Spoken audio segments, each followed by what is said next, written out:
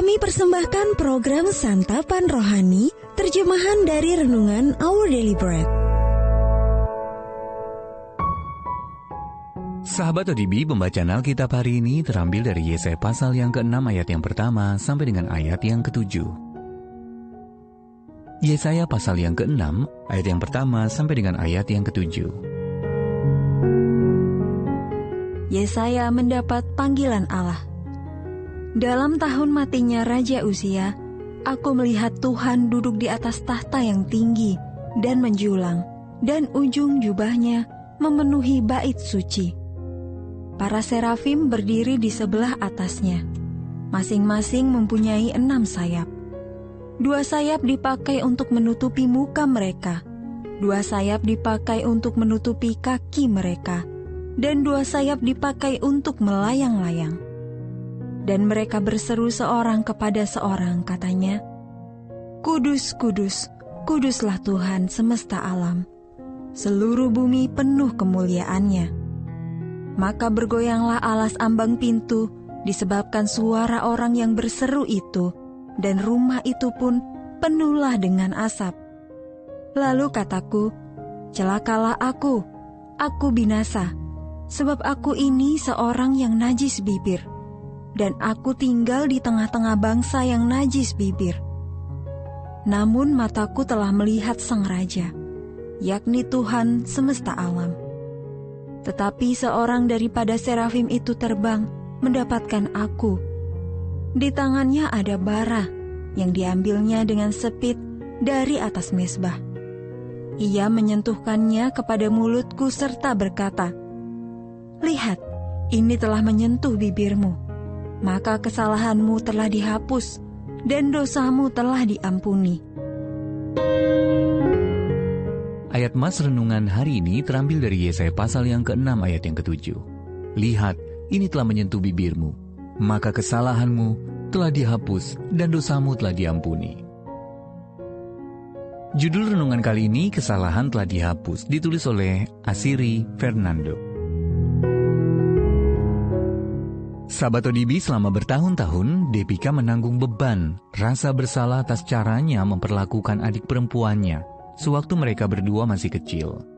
Walaupun sudah meminta maaf kepada sang adik yang juga sudah memaafkannya, ia masih terus saja merasa bersalah. Yesaya pasal yang ke-6 ayat yang pertama sampai dengan ayat yang ke-5 mencatat bagaimana Yesaya mendapat penglihatan akan Allah dan dikuasai rasa bersalah atas dosa-dosanya. Namun ketika malaikat menyentuhkan bara dari atas mezbah pada bibirnya, Yesaya mendengar kata-kata yang menghibur, "Kesalahanmu telah dihapus."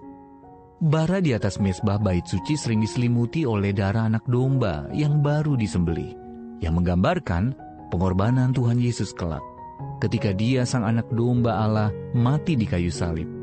Dosa dan kesalahan kita ditimpakan kepadanya. 1 Petrus pasal yang kedua ayat yang ke-24. Kita bersalah ketika kita melakukan kejahatan atau dosa, dan untuk itu kita patut dihukum. Kesalahan itu juga mendatangkan perasaan bersalah. Orang Kristen yang paling saleh sekalipun bisa bergumul dengan perasaan tersebut ketika mereka berbuat salah.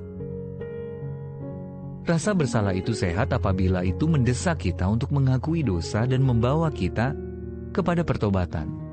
Namun jika kita terus-terusan memendam rasa bersalah setelah kita diampuni, kebebasan kita menjadi terhalang.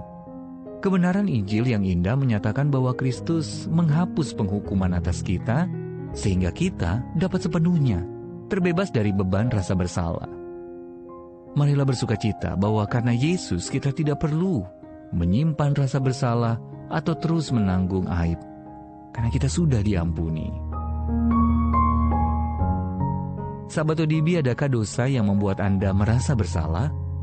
Jika Anda sudah mengakuinya dan bertobat, bagaimana Anda dapat mengingatkan diri Anda sendiri bahwa Allah telah sungguh-sungguh mengampuni Anda lewat pengorbanan Yesus?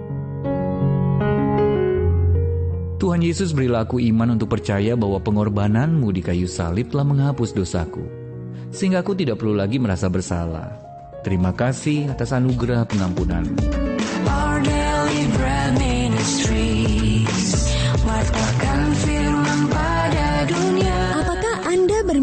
mendapatkan buku renungan ini dalam bahasa Indonesia, Inggris, atau Mandarin, atau Anda rindu mendukung pelayanan ini, hubungi Our Daily Bread Ministries di 021 2902 8950, WhatsApp 0878 7878 9978, email indonesia@odb.org.